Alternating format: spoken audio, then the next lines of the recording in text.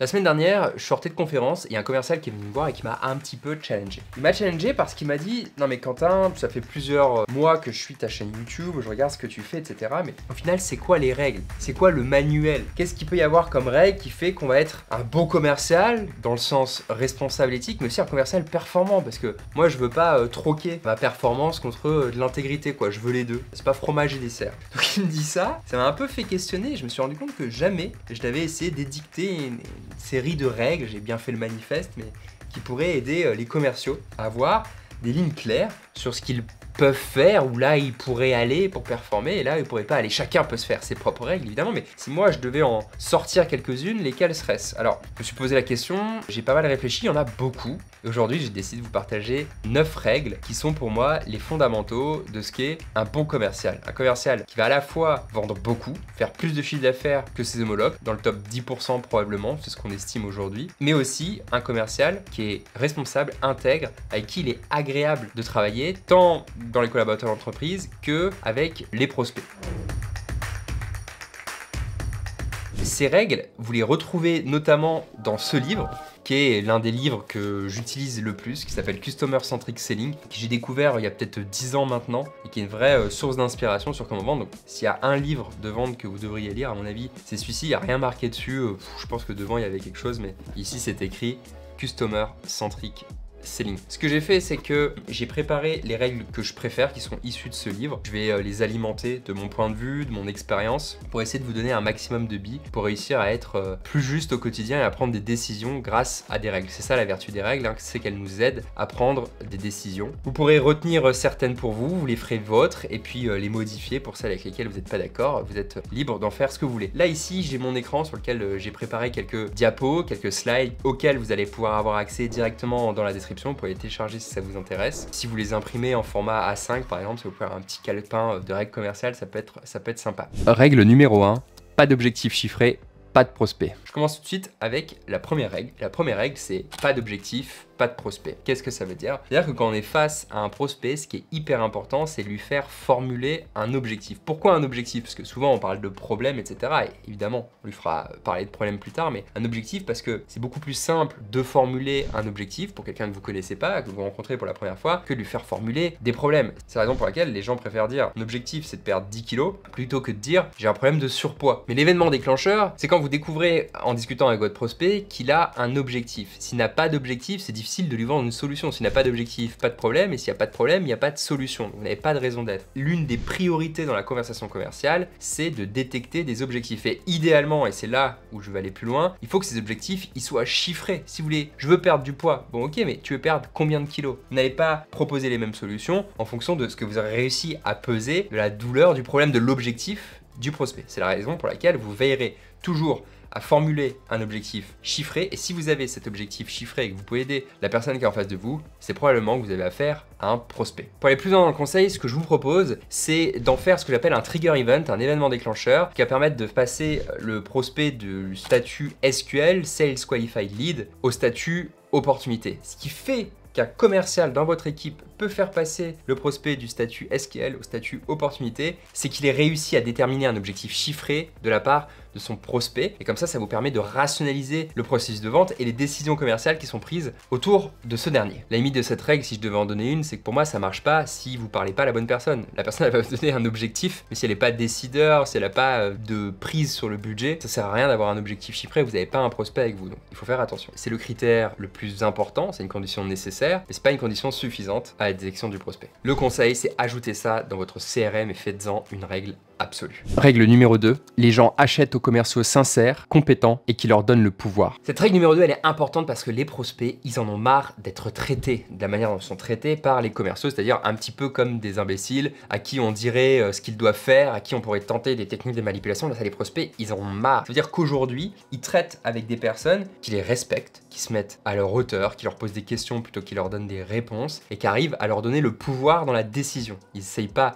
de leur faire prendre une décision qui les arrange, ils essayent de les informer, de leur faire monter leur niveau de compétence pour pouvoir prendre des décisions informées. C'est ça la définition d'un bon commercial aujourd'hui de la part des prospects, mais c'est aussi ça la définition des commerciaux performants que moi je vois tous les jours sur le terrain. C'est pour ça que ce sera notre règle numéro 2. C'est vrai que parfois c'est un peu présomptueux quand on voit des commerciaux qui essayent d'expliquer la vie à leurs prospects. Ça peut pas marcher comme ça. Et même s'ils étaient en capacité de le faire, ce serait pas acceptable de la part du prospect qui travaille tous les jours sur ses problématiques, sur son métier, d'avoir un commercial qu'il connaît depuis quelques minutes et qui pourrait prétendre détenir une vérité plus juste que celle du prospect. C'est mal amené et donc on y fait attention. Le secret, c'est de parler d'égal à égal avec vos prospects, de maintenir une discussion avec eux et de les maintenir owners, propriétaires responsables de leurs objectifs, de leurs problèmes, de ce dont ils vont discuter avec vous. Vous êtes ici un guide, vous devez utiliser la maïeutique, l'art de poser des bonnes questions, de faire accoucher des bonnes idées, de faire accoucher des objectifs précis, chiffrés, des problèmes de votre prospect. C'est ça l'art d'être commercial aujourd'hui. Alors je dis l'art parce que la maïeutique en est un, mais j'aime pas beaucoup comparer le métier de commercial à de l'art. Un peu comme si c'était un métier dans lequel on est bon parce qu'on aurait été touché par la grâce. C'est pas comme ça que ça fonctionne. J'aime pas non plus le côté hyper mathématisé comme si la vente était une science parce que ça n'en est pas une. En tout cas si c'en est une, on la comprend pas totalement. Ça il faut arrêter. À partir du moment où on comprend 5 ou 10% du cerveau humain, on peut pas comprendre ce que c'est la vente parce que c'est un événement qui se passe entre deux humains dont on ne comprend même pas 10% de ce qui se passe dans leur cerveau. Donc ça peut pas être une science qu'on pourrait maîtriser et si je refais 3 fois la même chose, j'aurai 3 fois le même résultat. Ça marche pas comme ça. Donc on n'est pas manichéen, c'est ni une science ni un art. Comme toujours, on va placer le curseur quelque part et agir avec discernement pour être performant. Poser les bonnes questions, c'est aussi gagner le droit qu'on vous écoute. C'est gagner le droit de construire une relation avec votre prospect. C'est là que vous montrez pas de blanche, donc c'est important de bien le faire. Quelques questions. Je me suis noté, on peut demander mais pourquoi vous vous intéressez à ça maintenant? On peut demander qu'est-ce qui changera si vous trouvez une solution. Des listes de questions, j'en ai plein. Je vous mets ici une vidéo sur le plan de découverte ou une vidéo ici sur les questions qu'on peut poser pendant le premier rendez-vous de vente. Utilisez-le. Il y en a beaucoup plus, c'est intéressant. Je vous explique à chaque fois pourquoi on peut utiliser telle ou telle question. Ma conclusion sur cette règle numéro 2, c'est que poser de bonnes questions, c'est largement mieux, plus utile, supérieur à donner de bonnes réponses. Règle numéro 3, prenez le temps de poser un diagnostic avant de donner votre prescription. Imaginez que vous arrivez chez le médecin, vous rentrez dans la salle d'attente, vous asseyez face à lui et à peine avez-vous ouvert la bouche que le médecin vous dit il vous faudra 3 Doliprane et 2 Strepsil. Le médecin ne sait rien de vous et déjà il vous propose des médicaments. C'est étrange, vous ne comprenez pas pourquoi, vous vous demandez comment c'est possible, vous n'avez pas vraiment confiance et à partir de là, le médecin peut dire ce qu'il veut, il va bien ramer pour récupérer votre confiance. Eh bien, si ça marche pour les docteurs, pourquoi ce serait pas la même chose? Et encore pire, évidemment, pour les commerciaux. Imaginez arriver en entretien de vente, connaître à peine un prospect et commencer à dire que vous avez une solution, que vous allez l'aider, que vous allez lui apporter telle ou telle chose, que vous allez lui donner du ROI. Vous ne savez rien sur lui, vous êtes déjà en train de lui dire que vous allez lui apporter une solution. C'est étrange dans le cas du docteur, alors que c'est un spécialiste et qu'on vient chez lui pour ça, mais alors c'est encore plus étrange dans le cas du commercial. Donc faites attention, il faut prendre le temps. On revient ici à ces fondamentaux, de prendre le temps de connaître le prospect, de poser de bonnes questions, des questions qui font réfléchir, des questions qui informent, des questions qui éduquent. C'est comme ça qu'il y a une relation de confiance qui va se construire parce que n'oubliez pas cette fameuse étiquette commerciale, véreux, commercial, attiré par les primes qui est affichée sur votre front. Il va falloir que vous commenciez votre rendez-vous par vous débarrasser de ça et montrer,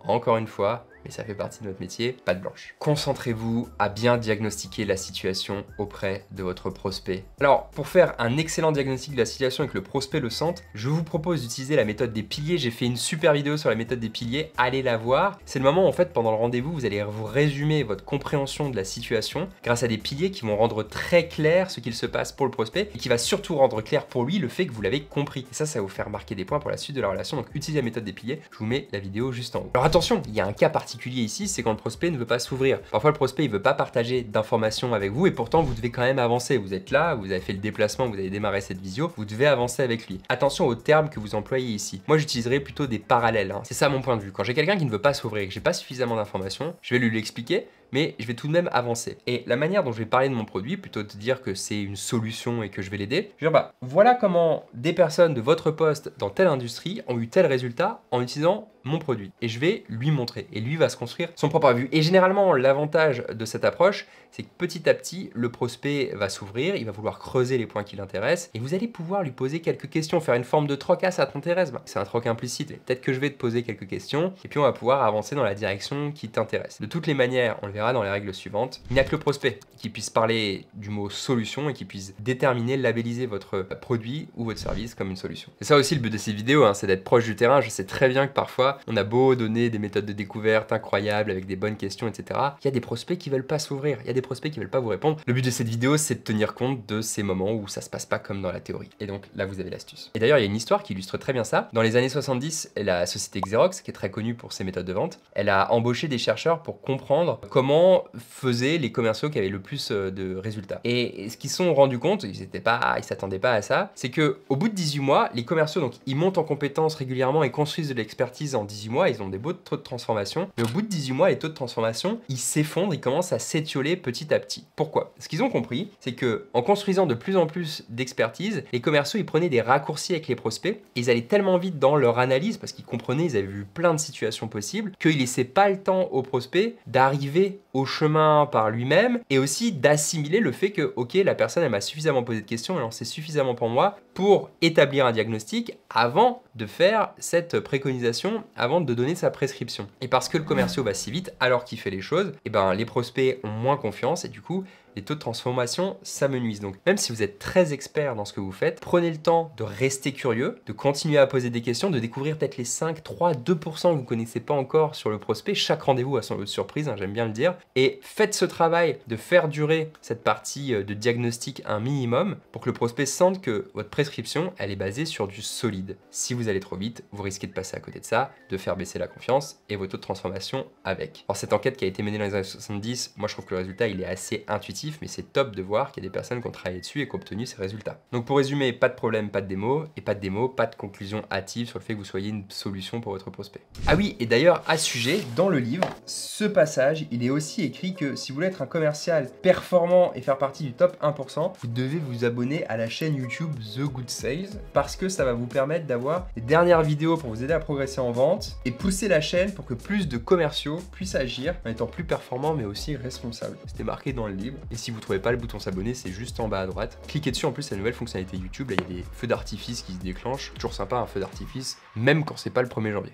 Règle numéro 4, les gens sont bien plus convaincus par leurs propres arguments. L'argument le plus puissant que vous pourriez avoir pour convaincre un prospect, c'est l'argument qui vient de lui. Et donc ça veut dire que votre travail, c'est de l'aider à construire son propre raisonnement. Il ne faut pas insulter son intelligence en lui donnant les réponses, il faut l'aider à construire ses propres raisonnements. Il y a des choses qu'il sait que vous n'avez pas, il y a des choses qu'il vous dit avec une information partielle, et puis il y a aussi ce que vous allez lui dire qui va lui apprendre des choses. C'est à lui de construire un raisonnement, c'est à lui de construire ses propres arguments pour décider de vous acheter vous. Ça va être ça votre plus grande force. Autrement dit, la meilleure manière de convaincre un prospect, c'est qu'il se convainc lui-même, et pour ça, heureusement, il y a des solutions. Ça passe notamment par les questions, mais pas que. Dès le début, dans votre posture, vous devez rentrer dans une forme de co-construction, quelque chose où, ensemble, vous allez déterminer ce qui se passe chez le prospect, ce qu'il cherche à faire, quelles options s'offrent à lui. Vous devez vraiment être le chef de projet achat, ou en tout cas un membre du groupe de projet achat, pour aider votre acheteur à acheter. C'est l'un des concepts clés de la vente centrée client, du Customer Centric Selling, hein, c'est le livre dont je vous parlais, qui dit rien d'autre que vendre,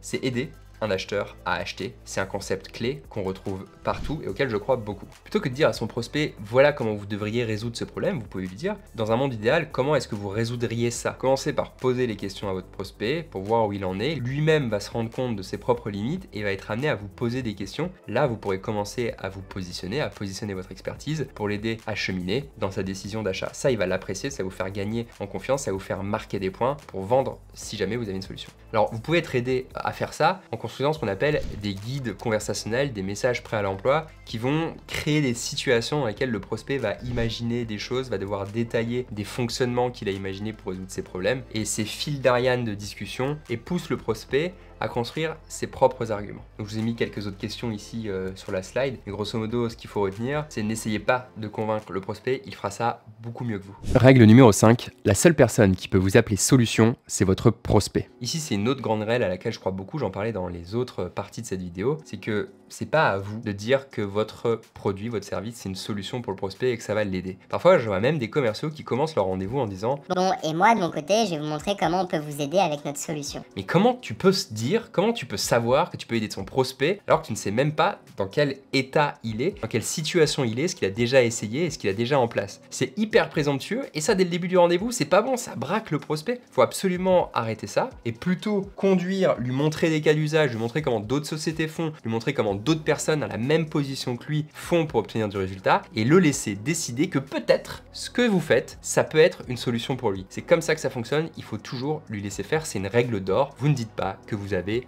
une solution. Je sais que souvent on parle de la vente de solutions. Oui, on vend des solutions quand elles existent, mais ce n'est pas à nous d'adouber le produit en tant que solution pour le prospect. Si jamais vous voulez avoir l'avis du prospect ou vous voulez accélérer ce processus, vous voulez savoir s'il pense que c'est une solution, eh ben vous pouvez lui demander. Est-ce que vous pensez que ce serait une bonne option pour vous? Est-ce que vous verriez utiliser ça? Est-ce que dans votre cas, ce serait utile? Est-ce que vous pensez que ça peut apporter de la valeur à vos équipes? Il y a plein de manières différentes d'arriver à ce point où le prospect adoube votre produit et dit que c'est une solution, mais à la fin, c'est à votre prospect de décider. Règle numéro 6, l'une de mes préférées, vous ne pouvez pas vendre à quelqu'un qui ne peut pas acheter. Cette règle, j'aurais pu l'acheter, vous devez vendre aux gens qui peuvent acheter, mais la définition serait incomplète. Pourquoi? Cette règle est formulée dans ce sens-là, parce que parfois on voit des commerciaux qui passent beaucoup de temps avec des gens qui ne peuvent pas dire oui, qui ne peuvent pas acheter, mais qui peuvent dire non. Et ça, c'est un piège, parce que tout ce qu'ils peuvent gagner à continuer la discussion avec ces gens, c'est à se faire bloquer. Alors évidemment, parfois c'est nécessaire, évidemment, parfois on ne peut même pas accéder aux décideurs, mais dans la mesure du possible, on cherche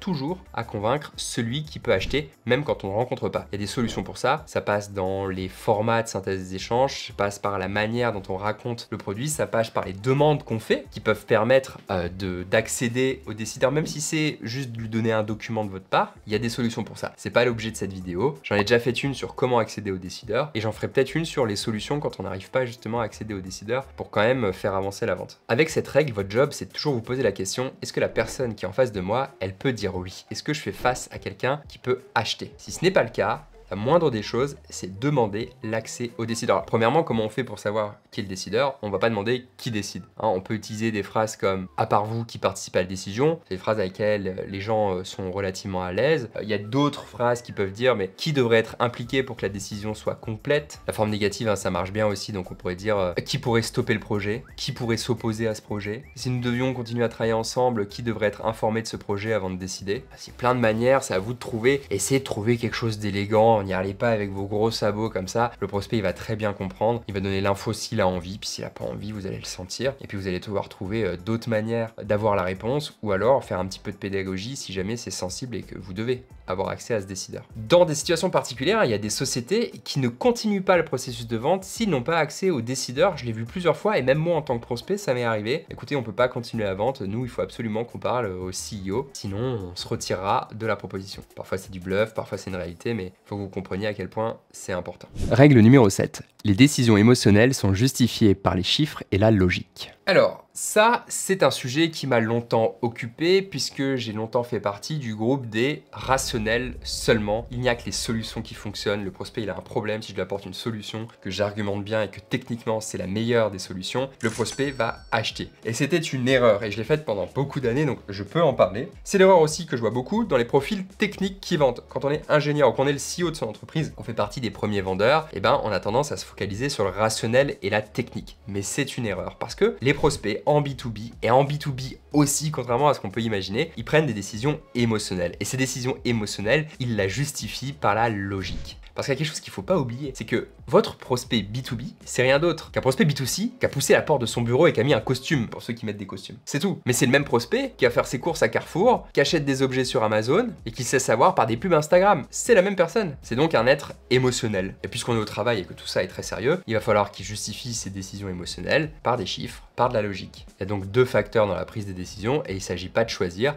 C'est important de pouvoir travailler sur les deux. Donc si vous n'êtes pas à l'aise, souvent on est moins à l'aise avec l'un qu'avec l'autre, il y a des gens qui sont tout le temps dans l'émotionnel et pas du tout dans le rationnel, des gens qui sont plutôt dans le rationnel et pas du tout dans l'émotionnel. Pour changer ça, ce que je vous propose, c'est de faire un tableau dans lequel, pour chaque avantage de votre solution, vous allez donner des arguments émotionnels et vous allez donner des arguments rationnels. Ça va vous permettre d'avoir votre listing et d'être sûr de pouvoir piocher dans l'un et dans l'autre en fonction de où sont vos forces. C'est vrai que ça fait partie de mes clients préférés, les gens qui ont un profil technique, les profils d'ingénieurs, ingénieur, parce que souvent, quand on débloque les bonnes choses, ça devient les meilleurs vendeurs, et ça c'est super utile. Puis moi je pense qu'au fond je suis un petit peu un ingénieur qui n'a pas trouvé sa vocation, donc c'est une autre explication. Donc ma conclusion, je vous l'ai écrit ici, votre produit, le ROI ne fera pas tout, mais votre verve non plus, ce n'est pas émotionnel ou rationnel, c'est les deux. Et puis après on pourrait encore complexifier en fonction du profil disque, d'ailleurs j'ai fait une vidéo sur le disque, je vous le mets là, et ben il y a des gens qui vont être plus touchés par l'émotionnel et moins par le rationnel, et des gens l'inverse. D'ailleurs dans le disque, le haut du disque, dans la vidéo que je vous fais, explique que les personnes sont plutôt rationnelles, tournées vers les choses, et le bas du disque explique que les gens sont plutôt tournés vers l'émotionnel et les gens, et donc faut tenir compte de ça aussi. Ça fait beaucoup de choses à penser, mais c'est comme ça qu'on devient un commercial performant quand on vend. Règle numéro 8, n'essayez pas de vendre tant que le prospect n'est pas prêt à acheter. Combien est-ce que ça coûte et quand pouvons-nous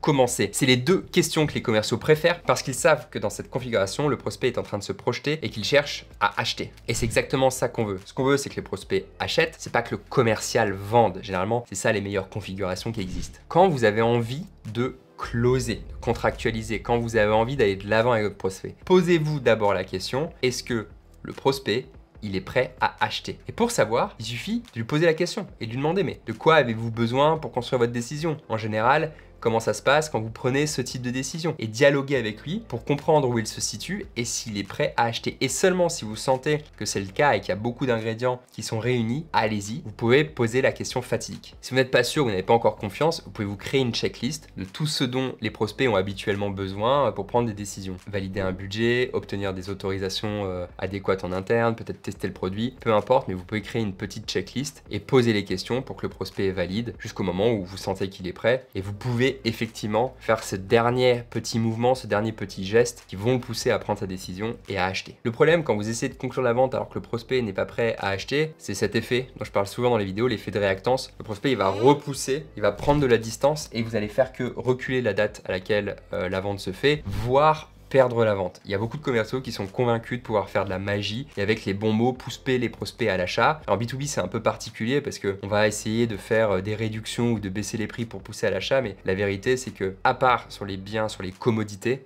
c'est des produits qui font face à une forte concurrence sur des achats habituels sur lesquels la technique et le produit n'a pas de grands facteurs différenciants. Par exemple des ramettes de papier, c'est un produit de commodité. Il n'y a rien qui ressemble plus à une 180 grammes, une feuille blanche, qu'une autre feuille blanche de 180 grammes. Donc là, le prix ça va être un argument. Donc les produits sur lesquels il y a une forte valeur ajoutée, c'est des produits sur lesquels l'élasticité prix est intéressante, elle est plutôt en votre faveur. Faire une réduction à un prospect qui n'est pas prêt à acheter au mauvais moment, à part détruire votre marge et lui faire enregistrer que vous pouvez baisser votre prix et que vous avez envie de faire cette vente et donc il va vous tordre encore plus, ça va pas vous apporter grand chose. Donc faites attention à ça. Faire des réductions pour pousser à l'achat dans des situations concurrentielles ou quand vous sentez que c'est le dernier millimètre, ça peut être intéressant, mais attention, et surtout en SaaS. Faire une réduction maintenant, c'est faire une réduction sur toute la durée du cycle de vie du client, donc ça peut vous coûter très cher pour gagner quoi, 1 semaine, 2 semaines, c'est pas toujours très intéressant, c'est même plutôt souvent pas intéressant. Il y a une limite à ça, c'est quand le prospect vous vampirise un maximum de temps, prend jamais sa décision, vous demande toujours plus de travail, toujours plus de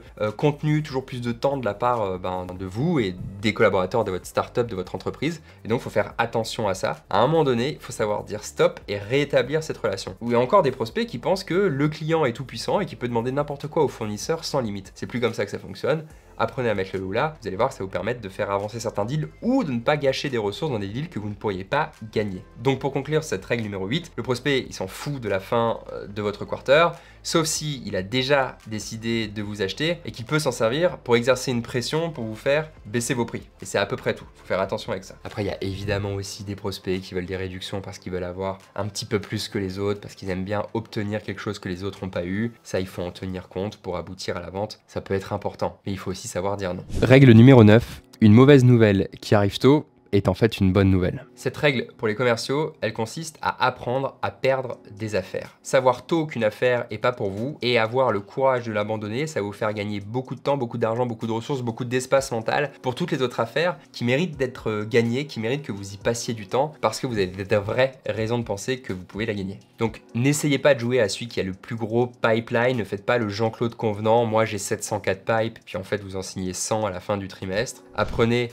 à couper quand il faut couper. Je sais que c'est difficile, on a envie de tout tenter, de gagner à chaque fois, de ne jamais arrêter, que la vente commence quand le client dit non. Et donc je pense qu'il faut savoir bien gérer son énergie, sauf quand votre emploi du temps est vide, que vous n'avez pas assez de prospects, là vous avez un peu envie de tout tester tout le temps et de tout jouer à fond. Mais faites attention parce que ça peut très vite se retourner contre vous. C'est pour ça que c'est ma règle numéro 9. Pour prendre conscience de l'importance de cela, il faut calculer le coût des opportunités que vous jouez mais que vous finissez par perdre. Et ce coût-là, il est simple à calculer. C'est la somme de tous vos coûts afférents à la vente, à votre département vente, que vous multipliez par votre taux de défaite, qui est 1 moins le taux de victoire. Et ça va vous dire, par exemple, si vous avez 1 million d'euros annuels de coûts de vente, les salaires, les leads que vous achetez, etc., et que vous perdez 80% de vos affaires, et ben vous avez 800 000 euros qui sont dépensés dans la perte du business. Évidemment, ce coût-là, il est important parce qu'il permet aussi de gagner les autres affaires à côté. Mais si par exemple, vous allez un petit peu plus loin et que vous divisez par le nombre d'affaires que vous avez joué au total dans l'année, vous pourrez vous rendre compte et vous poser la question chaque fois que vous persévérez sur une affaire, mais est-ce que vraiment ça vaut ce coût-là? Est-ce que les chances que j'ai de gagner, elles valent ce coût-là que je suis en train d'investir dans la poursuite de ce deal? Et la vérité, c'est que dans bien des cas, je le vois, on va se battre sur un deal où on a 3-4% de chances de gagner, alors qu'il y a plein d'autres deals sur lesquels il faudrait qu'on mette des efforts. Et en fait, c'est juste pas rentable, juste parce qu'on veut garder un gros pipeline, et c'est comme ça que les managers ils disent non mais je comprends pas, il m'avait annoncé 700 000 de pipe, au final il a signé quasiment rien. C'est plus intéressant d'avoir 400 000 euros de pipe, la moitié quasiment, et de signer 150 000 que d'avoir 700 000 et signer 100 000. Ça va vous prendre du temps, ça va vous pomper un max d'énergie, vous allez être démotivé. Il y a plein de choses qui vont impacter la qualité de vos ventes si vous faites ça, donc attention à cette partie. Il y a une astuce que je vous donne ici quand vous n'êtes pas sûr de faire une vente avec quelqu'un, c'est tout simplement de demander, mais au final, est-ce que c'est grave si vous n'achetez pas? C'est demander, écoutez, moi j'ai l'impression que c'est pas forcément fait pour vous, vous n'avez pas l'air certain, est-ce que je me trompe? Allez chercher de l'information quand vous doutez et que vous avez déjà essayé tout le reste, ça peut vous donner des insights intéressants, puis ça peut faire réémerger des questions, des objections, comme vous les appelez parfois, sur lesquelles vous allez pouvoir travailler, que vous allez pouvoir traiter pour peut-être finalement aboutir à la vente, ça peut être intéressant. En tout cas, c'est une issue pour vous. Pour finir sur les 9 règles des top performeurs commerciaux, je vous ai fait la carte d'identité d'Albert, mon commercial préféré, un commercial honnête, compétent, performant, il fait partie du top 1% des commerciaux. Et sur plusieurs critères que j'ai définis, j'explique comment Albert se comporte. Il applique les 9 règles que je viens de vous donner et c'est ce qui lui permet de performer au quotidien. Pour muscler votre jeu commercial, muscle ton jeu, Robert, et augmenter votre chiffre d'affaires, allez voir cette vidéo, j'y compare directement 2 types de commerciaux et je vous explique pourquoi l'un fonctionne mieux que l'autre. Je vous donne des astuces à chaque fois, la vidéo elle est juste ici, allez la voir. Et si vous voulez aller encore plus loin, il y a cette newsletter The Good Sales qui regroupe tous les commerciaux performants, honnêtes et compétents. Je donne des astuces 1 fois par mois, parfois 2 fois par mois pour vous aider à progresser en vente. Comme d'habitude, je vous retrouve la semaine prochaine et d'ici là, je vous souhaite d'excellentes ventes.